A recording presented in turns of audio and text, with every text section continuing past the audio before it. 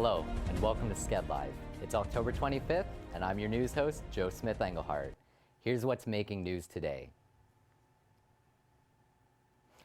The small community of Woodstock is in shock as a former nurse has been charged with 8 counts of first-degree murder for the deaths of elderly patients.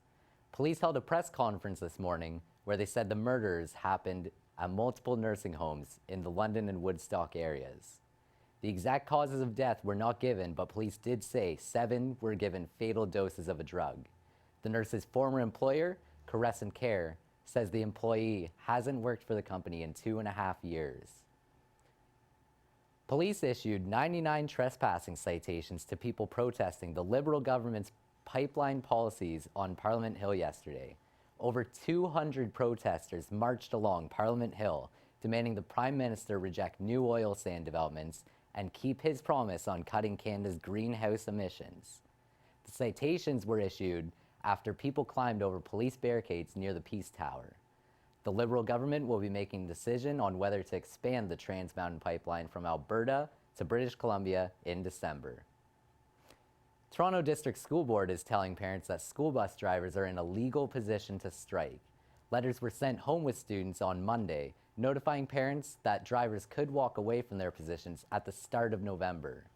If a strike does happen, the school board says they will be unable to bring in another company to help out, and thousands of students will be affected. This comes after a rough start to the school year, with a shortage of drivers that left students and parents frustrated. Now, over to Madeline Arias with your BizTech News. Thanks, Joe. Hackers did their homework and crashed Ontario's grade 10 literacy test last Thursday, one that students need to graduate. The attack blocked 150,000 students from the server. It also wrecked a $250,000 project to move the test online. Still, some students completed the test. EQAO has yet to say whether they will receive credit for good scores. Cybersecurity lawyer Imran Ahmad said he wouldn't be surprised if teenagers are behind the attack. Students will take a new version of the test in March. It will be available online and in print. Shoppers Drug Mart has applied for a license to sell marijuana. Spokeswoman Tammy Smitham says they have no interest in producing the substance. They just want to make it available to their patients, along with guidance from a pharmacist. Over 70,000 Canadians use their prescriptions to buy an average of 1 gram of pot each day. Loblaws owns Shoppers Drug Mart. The parent company's chair, Galen Weston, says the drug chain has proven success at handling controlled substances. Meanwhile, Ottawa is looking at ways to change laws around marijuana for recreational use. Alberta is giving farmers $10 million to invest in green technology. The province wants to expand efforts to reduce carbon emissions from dairy and livestock sectors, greenhouses, and irrigators. The money for this project comes from taxes paid by industrial groups that produce carbon emissions beyond set targets. The initiative has already attracted 700 participants, but the government hopes to involve more. Moving on to cell phones. BlackBerry is launching its 3rd Android-based phone. The new DT-EK60 has a 5.5-inch touchscreen. It will sell at a price of $499 to compete with the iPhone 7 and Google's Pixel. The Canadian company has outsourced manufacturing. BlackBerry says this is the last model made with parts they purchased themselves. Consumer Reports has released this year's top 10 most reliable car brands. Japanese manufacturer Toyota tops this list with the Lexus. Second to this came none other than Toyota. An American brand made the list for the first time in history. General Motors Buick came in 3rd place for reliability, pushing the Audi down to 4th place. The Trump hotel chain is launching a new brand under the name Scion. The change comes after a decline in bookings for the last 6 months. Research shows a 29% decline in hotel visits. The drop in traffic is highest in Democratic states. Despite the numbers, Ivanka Trump says the chain is stronger than ever, that they are excited for their new brand. Republican candidate Donald Trump has made offensive remarks to women, immigrants, and veterans throughout his campaign. Adrian Gonzalez of the Los Angeles Dodgers refused to stay at the Trump Hotel in Chicago when the team visited the Cubs earlier this year. That's it for our BizTech News. Back to you, Joe. Thanks, Madeline. In political news, 538.com is forecasting a Clinton win in the upcoming U.S. election. Clinton has been on an upward trend in the polls for most of October and is now holding a dominating 86% chance of winning. Clinton is also dominating the popular vote, polling at 49.6%, 6.3 points ahead of Donald Trump. Clinton's lead can be attributed to her popularity in major tipping point states such as Florida, Pennsylvania, and North Carolina. There are just 14 days left until the November 8th election. A British Airways plane going from San Francisco to London had to make an emergency landing in Vancouver late Monday when crew members felt unwell.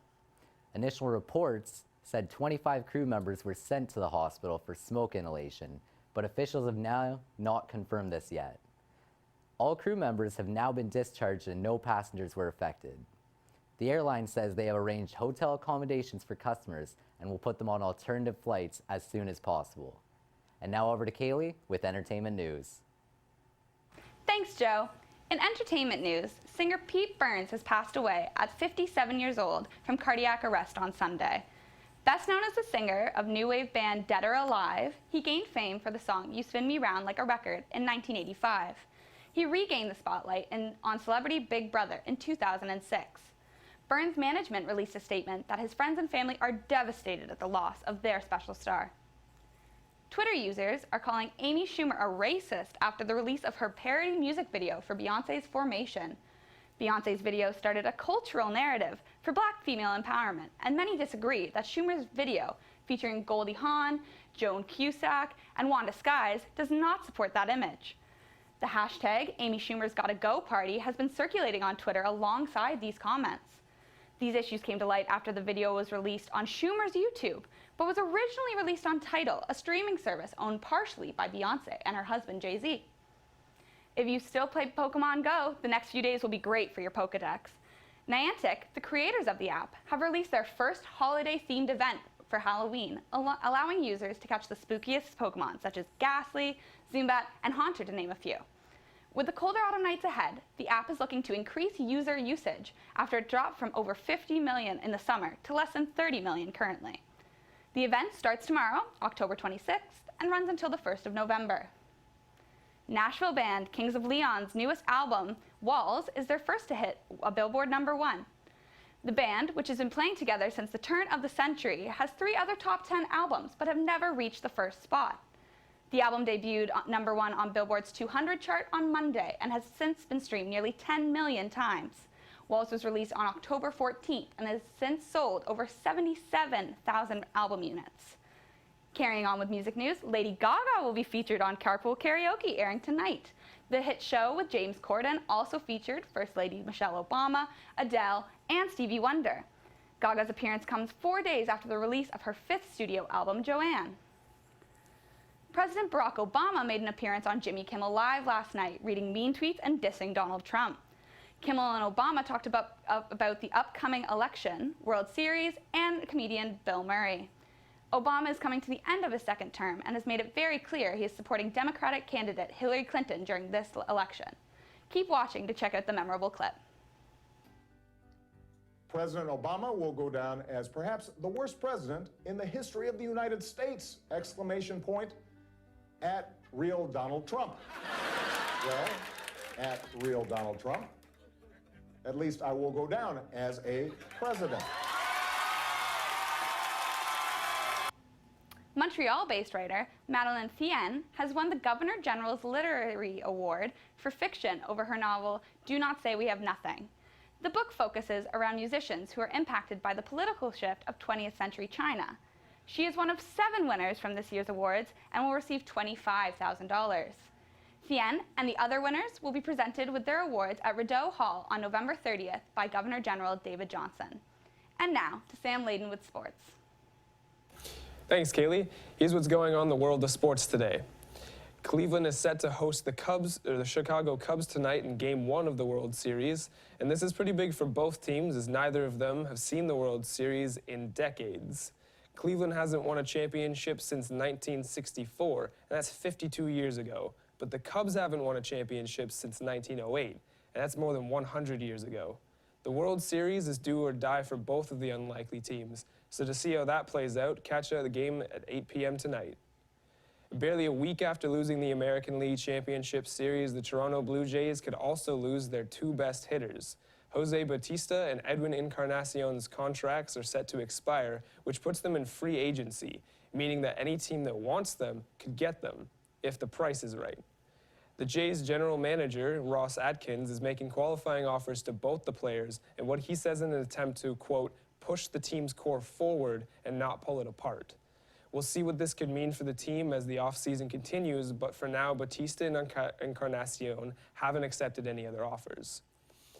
Not only is Cleveland hosting the World Series game tonight, but they'll also be hosting the NBA's opening game right across the street.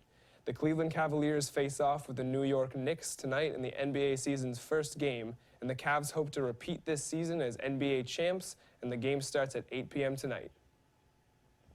In hockey news, the Montreal Canadiens win their fourth game in a row this season, thanks to their offense's latest addition, Alexander Radulov. The Russian hockey pro brought 1 goal and 2 assists during last night's game against the Philadelphia Flyers. Radulov won 2 world championships with the Russian national hockey team before playing with the Canadiens, which could make him a golden addition to the team this season. Former Broncos quarterback Brock Osweiler now plays for the Houston Texans after accepting a 4-year deal worth $72 million. And despite that fat number, he says he didn't choose Houston over Denver for the money, but rather because they gave him a better chance to succeed. But there wasn't much success for Osweiler last night, where the Texans were crushed 27-9 by the Broncos. That loss is bringing him a lot of scrutiny from sports analysts and fans alike. His former teammate Chris Harris Jr. says, quote, "I think he already knows he made the wrong choice." There comes a time in every athlete's life when their ambition and body no longer are on the same page. That's what Arian Foster said in a statement made last night on Twitter, where he announced his retirement from the National Football League. He's been with the league for 7 years now and says he can't take the punishment the game requires anymore. Foster's retirement comes mid-season into the first year playing with the Miami Dolphins, but his career started in 2009 when he was drafted as a free agent to the Houston Texans, where he became a 4-time Pro Bowler and one of the league's top rushers in 2014. His legacy will live on well beyond his retirement today, as he still holds the Texans' franchise records for rushing yards and touchdowns. And now back to Joe Smith-Englehart with more news. Thanks, Sam. Militant group ISIS has claimed responsibility for an attack on a police training college in Pakistan, leaving 59 dead and over 100 wounded. Hundreds of trainees were at the college Monday night when 3 masked gunmen wearing suicide vests raided the school. Pakistani authorities blamed another militant group for the 5-hour attack, causing confusion over who is responsible. After firing machine guns and throwing grenades, 2 of the attackers set off their vests in a crowd, while the third continued shooting until he was gunned down by security. What should have been a dream of a day turned into a nightmare at a theme park in Australia when a roller coaster flipped, killing 4 people. Video evidence shows 2 passengers being ejected out of the Dreamland theme park ride as it flipped, while 2 others were trapped underneath. Staff were trying to help the victims as paramedics arrived, but one of the first responders said they were, quote, incompatible with life. Now let's move on to Jake Clutchy with the weather. Thanks, Joe. We're expecting a high of 8 degrees in Toronto today, although feeling like 5, and a mix of sun and cloud. Also, we're expecting some showers today and possibly even some flurries for the first time this month. Temperatures are expected to be at about 0 degrees tonight in Toronto and possibly even dropping below. If you happen to be in the downtown core tonight, make sure you dress up warm as it may be a little bit chilly. And also, check out Torontohenge. This is a unique event that you will be seeing that occurs about twice a year, and this is where the sun aligns perfectly with the Toronto buildings. It's really something to see. Let's head back to the studio now for a look at your 5-day forecast. Tomorrow will be mainly sunny with a high of 6 degrees. Expect rain on Thursday with a high of 8 degrees and possible flurries that night. From Friday on, temperatures will be in the double digits with rain on Saturday, but mainly sunny on Friday and Sunday. As of now, we're looking at sun and a high of 12 degrees for your Halloween Monday. That's your forecast for this week. Now let's head back to Joe in the studio. And that's your news for today. I'm Joe Smith-Englehart. Until next time.